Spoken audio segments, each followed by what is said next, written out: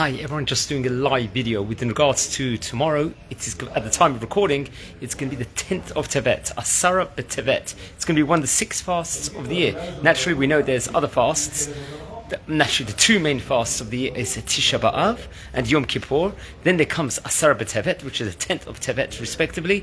Then there's also Ta'anit Esther, the fast of Esther. Also Shiva Asar Tammuz, which falls on the 17th of Tammuz, respectively. And also Tzom Gedalia. Tzom Gedalia is a fast on the 3rd of Tishrei, just after Rosh Hashanah. So friends, what's going on here? Why we're fasting tomorrow here on the 10th of Tevet? So the 10th of Tevet is very, very much significant. Why is it significant?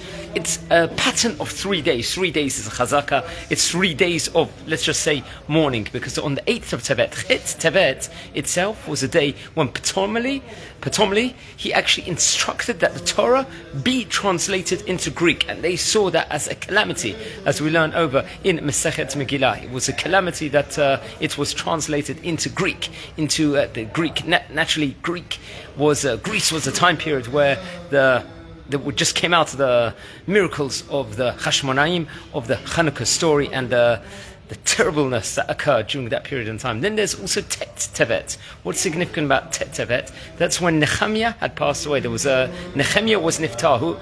Also, most popularly, Ezra passed away. Nehemiah was a machloket whether it was on that day or not, but Ezra HaSofer, who brought the Jews back from the exiles at the time of the Beit Hamikdash, towards the start of the second Beit Hamikdash, he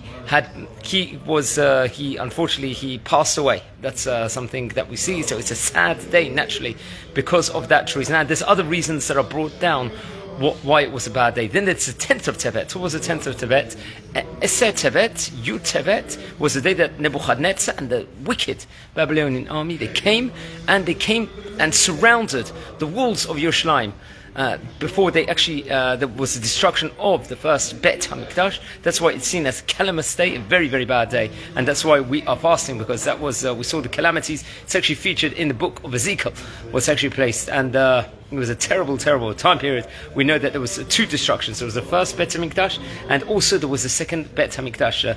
First Beit Hamikdash was destroyed because of Giloi Arayot. There was other sins with regards to Avodah Zarah, and all these calamities actually took place. And the second Beit Hamikdash was destroyed due to the sin of Sinat Chinam. That's why it was destroyed. So it's a fast tomorrow. It's actually on a Friday here, so we can actually come into the Shabbat from a fast also. So it's a solemn day. Also, there's the different congregations will say extra prayers of slichot tomorrow, supplication prayers. People are fasting. We'll bring out the Torah. We'll read inside the morning and the afternoon, different portions also. And it's a very sad day, so we should take it with meaning. We should crying. We should have tears. And Be'ezrat Hashem, we're going to see the rebuilding of the 3rd Beit Hamikdash b'mehera b'yameinu ASAP.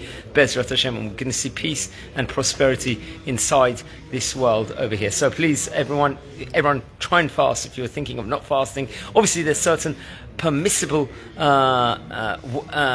reasons why someone doesn't necessarily have to fast tomorrow. However, it's a good one has to fast tomorrow. It's one of the 6 fasts of the year. So fast with meaning, and cry. And let's Be'ezrat Hashem see the rebuilding of the Beit Hamikdash. This week, naturally, it's Parshat Vayigash. We're at the end of Sefer Bereshit. Nearly next week will be Vayechi also, so that is about to complete. Also, so we see how Yosef is going to go from becoming the viceroy of Egypt, and all the 70 souls are actually going to enter. Hi, sorry, just the connection went over here. I'm just walking on the way home. We see how, because it's going to be Parshat Vayigash this week, we see how 70 souls, the 70 people are actually going to enter Egypt to Goshen after, and 12 tribes will merge together. Yosef reveals himself that he's the viceroy of Egypt, and there'll be a big reunion where Yaakov Avinu is going to finally, they're going to be reunited. He's going to be reunited with Yosef. He didn't know Yosef. He thought Yosef had died, but